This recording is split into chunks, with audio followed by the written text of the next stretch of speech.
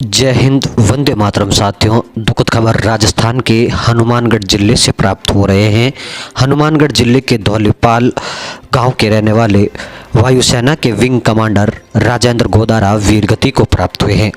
आपको बता दें कि वे ड्यूटी के दौरान एक सड़क हादसे का शिकार हो गए थे। तत्पश्चात उन्हें वायुसेना हॉस्पिटल दिल्ली भर्ती करवाया गया था, जहां इलाज के दौरान 23 दिनों तक मौत से जूझने के बाद गुरुवार को वे वीरगति को प्राप्त हुए हैं। वहीं कल इनकी पार्थिव देह इनके पैतृक गांव धौलीपाल पहुंचाई गई, जहां पूरे राजकीय के सम्मान के साथ शहीद राजेंद्र गोदारा को अंतिम विदाई दी गई। आपको बता दें कि दिल्ली में विंग कमांडर के पद पर वे तैनात थे और एक हादसे में वे घायल हो गए थे। धौलीपाल के जवान ने देश रक्षार्थ अपना बलिदान दिया है।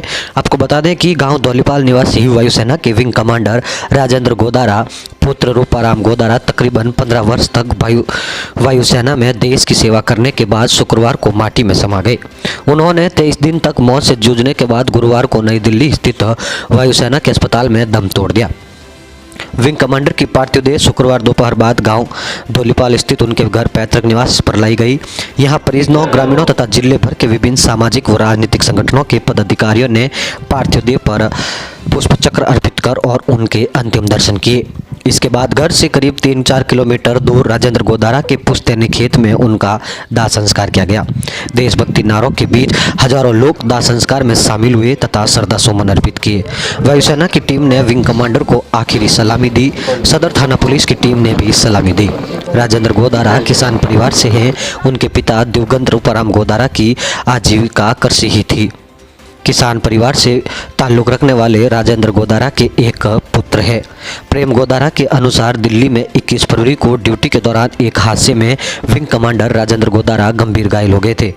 उनके सिर में घातक चोट लगी थी। वे 22 फरवरी से दिल्ली स्थित वायुसेना के अस्पताल में भर्ती थे। वहां गुरुवार को इलाज के दौरान उनकी मौत हो गई। दिल्ली से वायुसेना का दल हवाई मार्ग से विंग कमांडर का पार्थिव लेकर सूरतगढ़ स्थित वायुसेना के स्टेशन पर पहुंचे। वहां से सड़क मार्ग से विंग कमांडर की पार्थिव देह धौलीपाल लाई गई।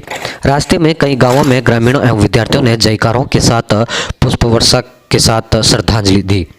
जानकारी के अनुसार राजेंद्र गोदारा ने नवोदय स्कूल चित्तौड़गढ़ में वर्ष 1994 में प्रवेश लिया था।